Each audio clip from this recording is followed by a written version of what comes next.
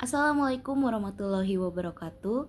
Perkenalkan, nama saya Vicky Gabriela Desianti dari kelompok 15 bersama teman saya Nafisa Agesti dengan NPM akhir 02, lalu Castilus Devandra Octavio dengan NPM akhir 04, dan juga Dimas Farevi Abdullah dengan NPM akhir 049, dan dengan saya sendiri Vicky Gabriela Desianti dengan NPM akhir 043. Hari ini kami akan mempresentasikan tentang keterampilan untuk mengoptimalkan perubahan situasi kepemimpinan. Menciptakan variasi yang menarik. 4 komponen utama visi. 1. Ide gambaran masa depan. Komponen ide dan visi seseorang pemimpin dimulai dengan penilaian jujur terhadap situasi saat ini yang dihadapi oleh tim. Setelah menilai kekuatan, kelemahan, dan potensi tim, pemimpin perlu menetapkan tujuan yang jelas untuk 12-36 bulan ke depan. Keberhasilan visi ini tercapai ketika semua anggota tim memiliki pemahaman yang sama tentang situasi dan langkah-langkah yang perlu diambil untuk mencapai tujuan. 2. Ekspektasi, nilai standar dan kinerja. Pemimpin harus menetapkan harapan yang jelas terhadap perilaku anggota tim berdasarkan nilai-nilai inti dan prinsip operasi tim. 4. Komponen utama visi. 3. Energi emosional, kekuasaan dan semangat. 2 komponen terakhir dari visi kepemimpinan yaitu energi emosional dan tepi lebih berkaitan dengan penyampaian daripada konten. 4. Tepi cerita, analogi, dan metafora. Komponen yang paling sulit untuk dikuasai dalam menciptakan visi kepemimpinan adalah EDG atau tepi berkaitan dengan pelajaran kepemimpinan yang dipelajari melalui pengalaman pribadi yang terkait dengan gambaran masa depan dan depan tim, nilai dan nilai-nilai inti. EDG mencakup menjadi 2 contoh yang dapat membantu menggambarkan gambaran masa depan tim. Mengatasi konflik. Konflik terjadi ketika pihak-pihak yang berlawanan memiliki kepentingan atau tujuan yang tampak tidak sesuai. Sumber konflik. 1. Konflik dapat terjadi ketika anggota kelompok atau tim memiliki perbedaan yang kuat dalam nilai, keyakinan, dan tujuan. 2. Memiliki tingkat kebergantungan tugas atau lateral yang tinggi. 3. Bersaing untuk sumber daya atau penghargaan yang langka. 4. Berada di bawah tingkat stres yang tinggi. 5. Menghadapi tuntutan yang tidak pasti atau tidak kompetitif seperti ambiguitas peran dari konflik peran. Dari faktor-faktor ini, sumber konflik yang paling utama adalah kurangnya komunikasi antara pihak-pihak yang terlibat. Konflik. 1. Sebelum meninjau tipe negosiasi dari strategi penyelesaian konflik pentingnya untuk memahami beberapa aspek konflik yang dapat mempengaruhi proses penyelesaian. 1. Ukuran masalah. Masalah yang lebih besar, lebih sulit diselesaikan. Sejauh mana pihak-pihak mendefinisikan masalah secara egosentris. 2. Melihat situasi konflik dalam istilah menang kalah atau salah benar. Selanjutnya ada variasi yang serupa tetapi kurang ekstrim adalah melihat situasi dalam istilah zero-sum. Situasi zero-sum adalah situasi di mana tingkat kepuasan menengah mungkin terjadi tetapi peningkatan kepuasan satu pihak secara mengurangi kepuasan pihak lain dan sebaliknya. Apakah konflik selalu buruk? Pertama, efek positif dari konflik. Peningkatan usaha perasaan dapat diekspresikan, pemahaman yang lebih baik tentang orang lain, dorongan untuk perubahan, pengambilan keputusan yang baik, isu-isu utama muncul, pemikiran kritis. Selanjutnya ada efek negatif dari konflik.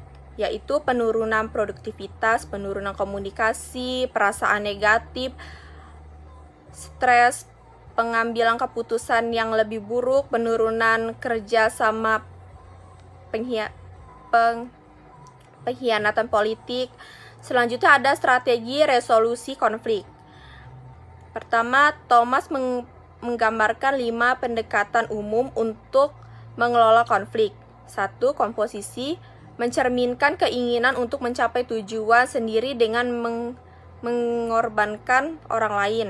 2. Akomodasi, pemimpinan menyerah pada pihak lain tanpa memperjuangkan kebutuhannya sendiri. Berbagai kedua belah pihak memberikan sebagian dari keinginannya untuk mencapai kesepakatan. 4. Kolaborasi, pemimpin bekerja dengan baik lain untuk menemukan solusi yang memuaskan kedua belah pihak. 5. Penghindaran, melibatkan ketidakpedulian terhadap kepentingan kedua belah pihak ini mencerminkan penarikan atau pengabaian kepentingan pihak manapun. Oke, selanjutnya saya akan menjelaskan tentang negosiasi. Nah, jadi apa sih negosiasi itu? Jadi negosiasi ini adalah sebuah pendekatan yang dapat membantu menyelesaikan suatu konflik. Nah, jadi terdapat beberapa tips negosiasi dari Fisher dan Uri yang mencakup yaitu yang pertama yaitu persiapan untuk negosiasi. Nah, jadi pemimpin ini perlu meluangkan waktu untuk mempersiapkan sesi negosiasi dengan mengantisipasi kekhawatiran, isu, sikap, strategi negosiasi, dan tujuan masing-masing pihak. Nah, terus yang kedua yaitu memisahkan orang dari masalah. Nah, jadi pemimpin ini dapat melakukan suatu hal untuk memisahkan orang dari masalah. Yaitu pemimpin tidak boleh membiarkan ketakutan mereka mempengaruhi persepsi mereka terhadap niat masing-masing pihak. Sangat mudah untuk mengatributkan kualitas negatif kepada orang lain ketika kita merasa terancam. Selanjutnya itu yang ketiga, fokus pada kepentingan bukan posisi. Nah, jadi fokus pada kepentingan ini bergantung pada pemahaman perbedaan antara kepentingan dan posisi. Nah, jadi dalam negosiasi jauh lebih konstruktif untuk memuaskan kepentingan daripada berdebat tentang posisi. Kemudian selanjutnya saya akan membahas tentang mendiagnosis masalah kinerja pada individu, grup, dan organisasi. Nah, jadi efektivitas pemimpin ini sangat bergantung pada kinerja pengikut dan tim yang mereka pimpin. Jadi salah satu tantangan terbesar yang dihadapi pemimpin adalah mengelola individu agar memenuhi ekspektasi.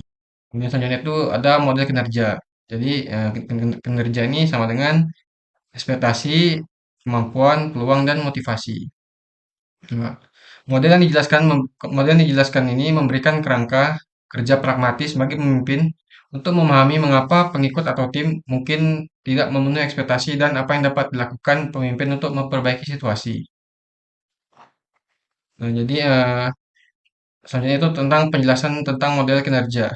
Jadi yang pertama itu ada ekspektasi. Jadi ekspektasi ini yaitu pemimpin harus bertanggung jawab untuk memastikan bahwa pengikut memahami peran, tujuan, standar kinerja, dan metrik utama untuk menentukan keberhasilan suatu perusahaan atau organisasi.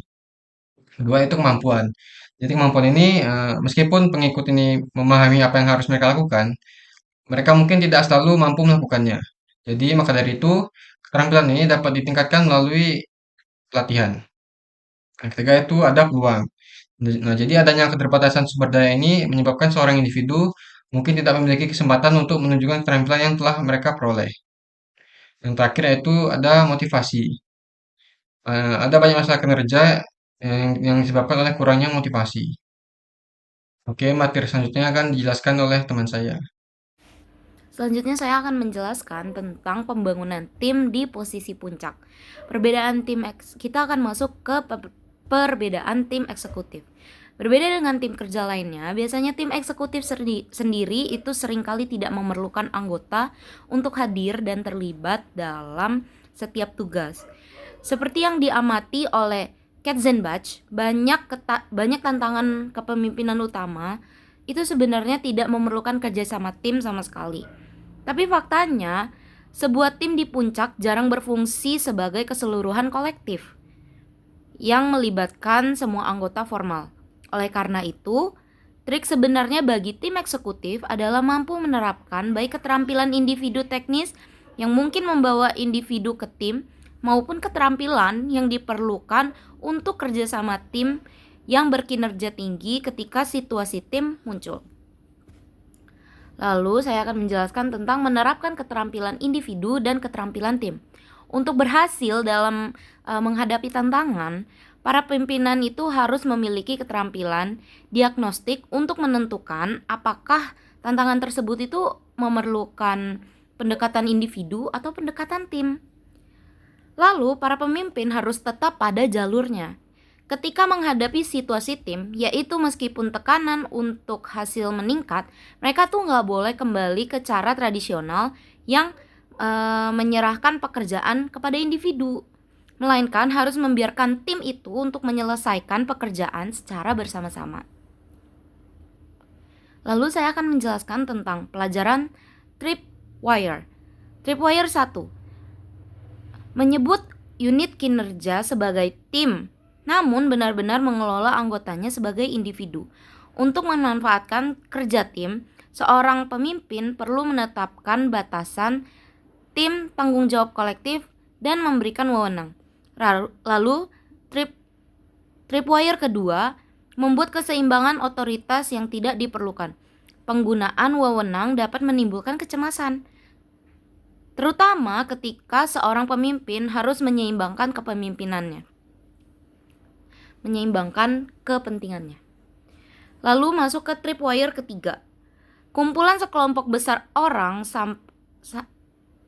sampaikan secara umum tentang apa yang perlu dicapai dan biarkan mereka menyelesaikan detailnya.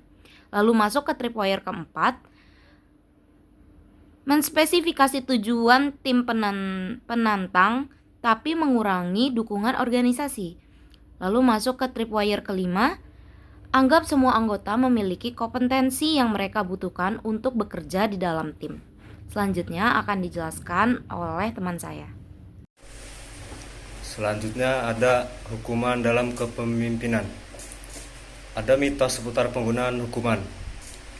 Hukuman didefinisikan sebagai penerapan kejadian aversif atau penghapusan stimulus positif yang mengurangi kemungkinan perilaku tertentu terulang.